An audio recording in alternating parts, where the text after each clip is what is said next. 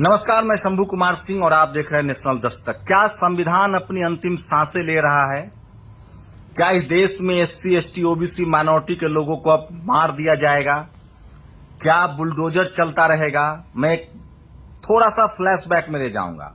मेरे साथ एक खास मेहमान भी हैं, वो भी मेरे साथ जुड़ेंगे। गुर्जर समाज ने आरक्षण की मांग की थी। बैंसला साहब उसके नेता थे। 40 से ज्यादा गुर्जरों की हत्या कर दी गई थी। जाट समाज ने आरक्षण की मांग की थी। जाट समाज के युवाओं को गोली मार दिया गया था। हार्दिक पटेल के नेतृत्व में पटेलों ने आरक्षण की मांग की थी। गुजरात में उनको भी गोली मारी गई थी, घर फूके गए थे। अभी सिख समाज के लोग, पूरे देश के किसान, जिसमें जाट, गुर्जर, पटेल, मराठा सब आते हैं, वो धरना पर बैठे थे दिल्ली में। कीले गाड़ दी गई थी। 700 लोग मरे थे, 700 किसान। अब बारी मुसलमानों की है। छिटपुट मार रहे थे उनको। कम से कम लॉ एंड ऑर्डर था, अब उनके घर ढाए जा रहे हैं। अखिलेश यादव ने इसको लेकर एक बड़ा बयान दिया है। कहा है कि किसी का घर ढा देना न विधान है न संविधान है। चंद्रशेखर यादव ने सवाल पूछा है कि क्या किसी का घर ढा देना कल कोर्ट से न्याय मिल जाए, अगर वो बरी होता है तो आप क्या कहेंगे? जिस तरह से प्रयागराज में घर ढा दिया गया, आप कल्पना नहीं कर सकते हैं कि आखिर इस देश में संविधान है तो है या नहीं है। सरकारें वोट से चुन के आती, आखिर ऐसा क्या है? और क्या इस देश का बहुजन, एससी, एसटी, ओबीसी माइनॉरिटी, क्या मुसलमानों का साथ छोड़ देगा? डॉक्टर अंबेडकर ने एक लाइन कही है कि जिस देश की तकलीफें एक न हो वो देश कभी देश नहीं बनता है। जिस देश की खुशियां एक न हो वो देश कभी एक नहीं बनता है। और जिस देश की तकलीफें कम से कम एक न हो, क्या हम जातियों में और धर्मों में बंट गए हैं? क्या हम बारी बारी से मारे जाते रहेंगे? वो कौन लोग हैं जो सिखों को मार रहे थे? वो कौन लोग हैं जो मुसलमानों को मारते हैं? वो कौन लोग हैं जिन्होंने जाटों को मारा था, गुर्जरों को मारा, पटेलों के आरक्षण के खिलाफ है, मराठाओं के आरक्षण के खिलाफ हैं? वो कौन लोग हैं जो एससी, एसटी, ओबीसी माइनॉरिटी के आरक्षण का विरोध करते हैं? मेरे साथ गुर्जर समाज से अंकित हैं और वो लगातार सोशल जस्टिस को समझ भी रहे हैं। अंकित, क्या लगता है, क्या जिस तरह से प्रयागराज में घर ढा दिया गया है, आप क्या कहेंगे? आप लोग तो, हम लोग भी हिंदू हैं, आप भी हिंदू हैं, क्या हिंदू समर्थन करेगा इस तरह की चीजों का? क्या संविधान को नहीं मानेगा हिंदू? बिल्कुल, हिंदू आज संविधान को मानता है। हिंदू भी देख रहे हैं कि आज मुसलमानों का अत्याचार हो रहा है। यही अत्याचार हमारे साथ हुआ था। आपने देखा होगा राजस्थान में हमारे गुर्जर जाति के लोगों ने 72 लोगों ने शहादत दी थी, जिसमें बैंसला जी ने उनका। और आप लोग को पूरे देश के खिलाफ गुर्जर उग्रवादी हैं, रेल रोकते हैं, पूरा देश को गुर्जरों के खिलाफ खड़ा कर दिया गया। पूरा खिलाफ खड़ा कर दिया था इन्होंने, हमारे खिलाफ भी। तो ये लोग ऐसे ही करते हैं, लोगों की भावनाएं खुद आहत करते हैं, लोगों को बलगरा रहे हैं। आज इन्होंने सारे मुद्दे हिंदू मुस्लिम के ऊपर लाके खड़े कर दिए हैं। इन्होंने नौकरी के ऊपर बात नहीं करते, रोजगार के ऊपर बात नहीं करते, कुछ बात नहीं करेंगे, सिर्फ हिंदू मुस्लिम के ऊपर बात ही करेंगे। सोचिए, मैं आऊंगा फिर से। दिलीप यादव ने लिखा है, ये घर नहीं, भारत के संविधान को गिराया जा रहा है। कहां है कानून और न्यायालय? ये तस्वीरें देखिए, मैं वीडियो दिखाऊंगा। जेएनयू से क्यों नफरत करते हैं ये लोग? जेएनयू में एक बड़ा मैसिव प्रोटेस्ट हुआ है। जेएनयू के छात्रों ने एक मैसिव प्रोटेस्ट किया है, जिस तरह से घर ढाया गया है। और मैं फिर कह रहा हूं, ये देखिए, रामा नागा ने वीडियो शेयर किया है।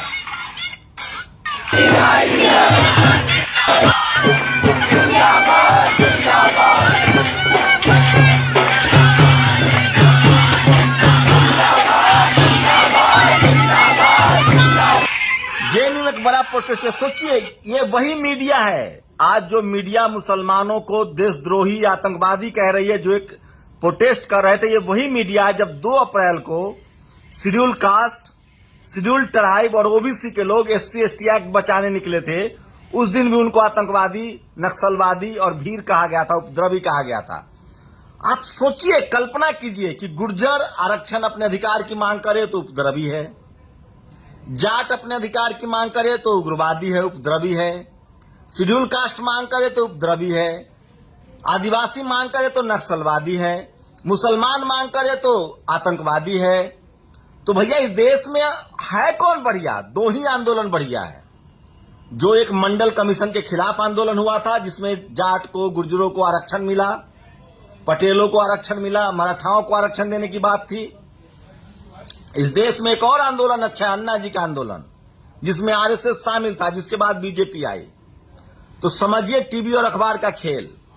क्या लग रहा है, हम भी हिंदू हैं, आप भी हिंदू हैं, क्या आप जो घर ढाया जा रहा है, गुर्जर समाज का इसको समर्थन करेगा, या जाट समाज या तमाम जो किसान जातियां हैं, जो सबसे ज्यादा हिंदू धर्म को मानता है, जो गाय पालता है, जो खेत जोतता है, जो अन्न उगाता है, उसको क्या कहेंगे अंशित आप?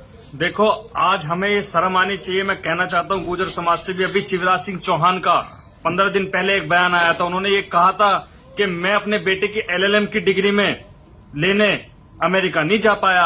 आप ये सोचिए कि अगर शिवराज सिंह चौहान का बेटा तो अमेरिका में LLM करेगा, अमित शाह का बेटा BCCI का अध्यक्ष बनेगा, राजनाथ सिंह का लड़का सांसद बनेगा, और गुर्जरों के बेटे, जाटों के बेटे मस्जिद और मंदिर और मस्जिद खोदेंगे। ये बड़ी शर्म की बात है।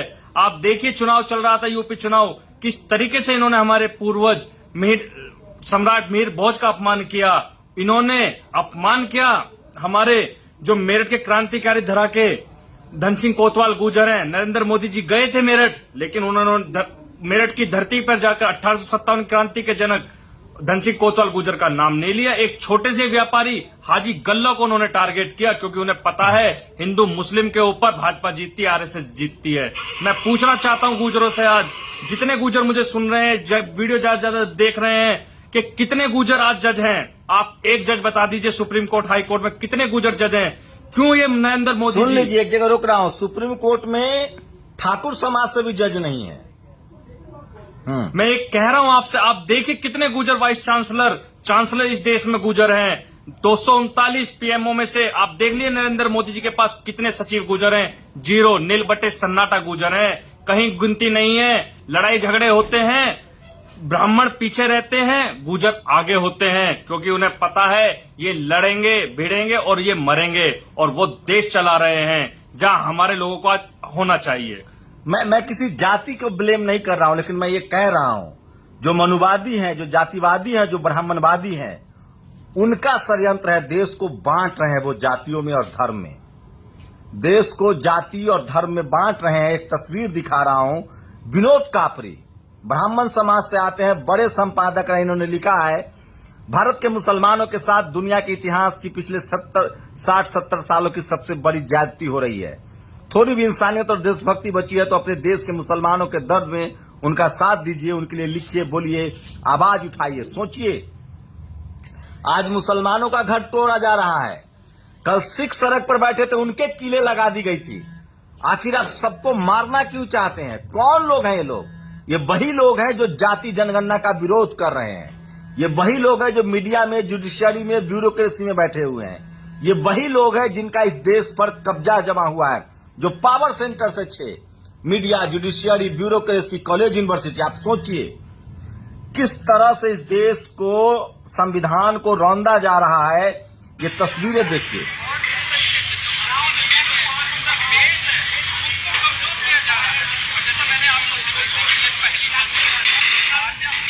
सोचिए, यूपी में सबसे ज्यादा यादव को और शेड्यूल कास्ट में गैर यादव, गैर जाटव का कहानी फैलाया गया।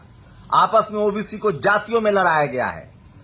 ओबीसी के छात्र मध्य प्रदेश में 27% रिजर्वेशन ओबीसी मांग रहे हैं, लोधी मांग रहे हैं, जाट मांग रहे हैं, गुर्जर मांग रहे हैं, उनको नहीं मिला। आप हिंदू के नाम पर आपको ठेंगा दिखाया जा रहा है। 27% रिजर्वेशन मध्य प्रदेश में नहीं है, छत्तीसगढ़ में नहीं है, राजस्थान में नहीं है। 27% रिजर्वेशन के बगैर चुनाव हो रहा है। आपके लोग यूपीएससी में नहीं आ रहे हैं। और सोचिए, आपको मुसलमानों के खिलाफ किस तरह से भड़काया जा रहा है। मुसलमान नमाज पढ़ेंगे, मस्जिद बनाएंगे, स्कूल नहीं जाएंगे, पंचर बनाएंगे, उससे मेरा क्या? मैं SC ST OBC के लोगों से पूछना चाहता हूं, आपके हक अधिकार कहां सुरक्षित है? आप जो ताली पीट रहे हैं, किसी का बुलडोजर चल रहा है। शेड्यूल कास्ट के लोगों पर भी बुलडोजर चला है, जाटों पर भी गोली चली है, गुर्जरों पर भी गोली चली है, पटेलों पर भी गोली चली है। दिन दहाड़े लगातार ओबीसी की जातियों का रिजर्वेशन खत्म हो रहा है। और आप हिंदू मुस्लिम में देश को फंसाया जा रहा है, और इसके लिए दोषी है सिर्फ और सिर्फ इस देश की मीडिया, टीवी और अखबार, क्योंकि वहां जातिवादी, ब्राह्मणवादी और मनुवादी लोग बैठे हुए हैं जो इसको समर्थन कर रहे हैं। सोचिए किस तरह की दर्दनाक तस्वीरें हैं। दिलीप मंडल ने एक पोस्ट लिखा है, एक मैडम डीएम है, डीएम अपूर्वा दुबे, कानपुर के मौजूदा डीएम विशाखा जी अय्यर की धर्मपत्नी है। ये मैं नहीं कह रहा, ऐसा रिपोर्ट है। मैडम के यहाँ 60 डॉक्टर लगे हुए हैं इनके गाय के देखभाल के लिए। तो ये इस तरह की चीजें हो रही है। जो ये देखिए, आसिफ आर्य ने लिखा है, वो संविधान बचाओ की बात करती है, वो देश बचाओ की बात करती है, वो दलित पिछड़ों के आरक्षण की बात करती है, वो सीए एनआरसी का विरोध करती है। जो ये जो घर ढाया जा रहा है उसकी तस्वीरें दिखा रहा हूं।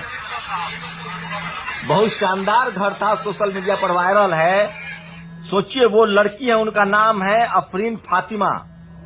वो क्या आंदोलन चला रही थी? वो संविधान बचाओ की बात करती है, वो एक छात्र नेता थी। वो देश बचाओ की बात करती है, वो दलित पिछड़ों के आरक्षण की बात करती है, वो सीए एनआरसी का विरोध करती है, और इसी बात पर काले अंग्रेजों की सरकार उसका घर बुलडोजर से तबाह कर देते हैं। आप सोचिए, आप सरकार से सवाल पूछेंगे तो कल आपका घर बुलडोजर से बुलडोज कर दिया जाएगा। अशोक स्वैन ने लिखा है, for organizing protest against insult of prophet, Hindu rights being regime has arrested in Muslim man, his wife and daughter, and now bulldozing his house in UP India. ये तस्वीरें आपके रोंगटे खड़े कर देंगे। इसी तरह से शेड्यूल कास्ट के लोगों पर भी बुलडोजर चलता रहता है, ओबीसी के लोगों पर भी बुलडोजर चलता रहता है। मैं एससी एसटी ओबीसी माइनॉरिटी के लोगों से अपील कर रहा हूं, आप किसी भी तरह के जातिवादी या धार्मिक हिंसा में बिल्कुल शामिल न हो।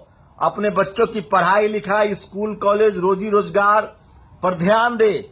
इस देश की सुरक्षा के लिए अगर जान देनी हो तो सबसे आगे खड़े रहें, सेना में जाएं। मैं जानता हूं इस देश के किसान लोगों का पेट भरते हैं और उन्हीं का बेटा जवान है जो बॉर्डर पर जाकर सुरक्षा करता है। आप अपने बच्चों को बॉर्डर पर भेजे, सेना में भेजे। देश के लिए हम कुर्बानी देंगे, लेकिन जाति और धर्म के नाम पर लड़ना बंद कीजिए। ये कुछ लोगों का टूल किट है जो इस तरह की चीजें करे। मैं आपको एक उदाहरण दे रहा हूं।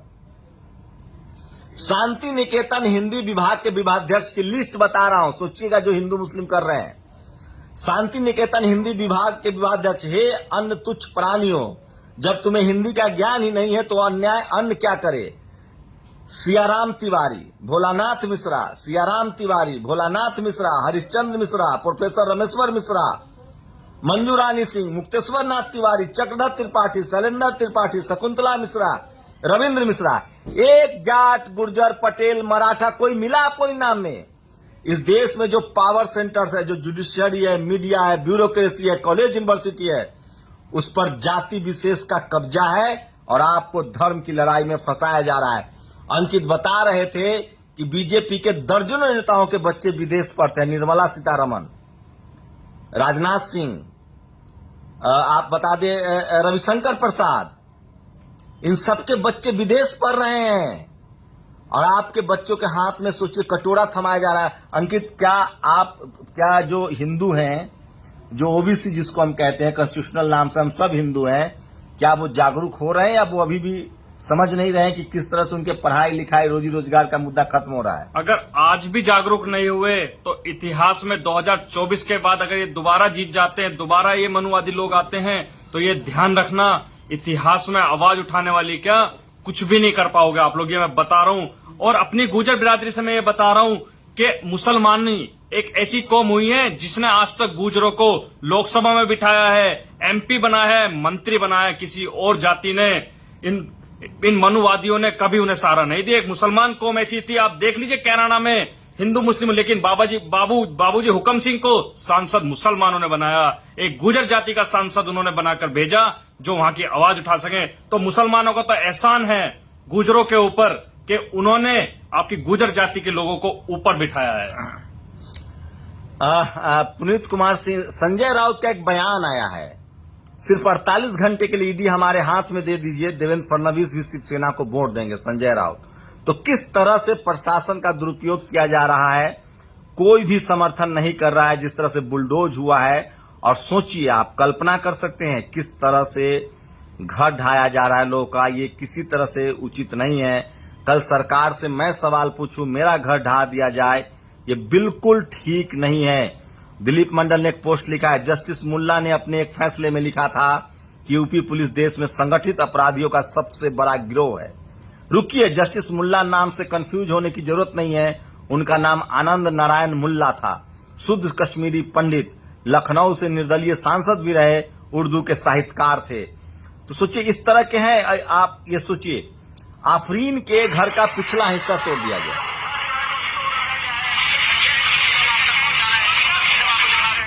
आप ऐसा कैसे कर सकते हैं? आप इस तरह की चीजों का कैसे समर्थन कर सकते हैं? सोशल मीडिया पर, ट्विटर पर ट्रेंड हो रहा है, आप किसी को गिरफ्तार कीजिए, लीगल सिस्टम है, कोर्ट कचहरी है, ये तो किसी का भी आप घर ढा देंगे। ये क्या मतलब हुआ?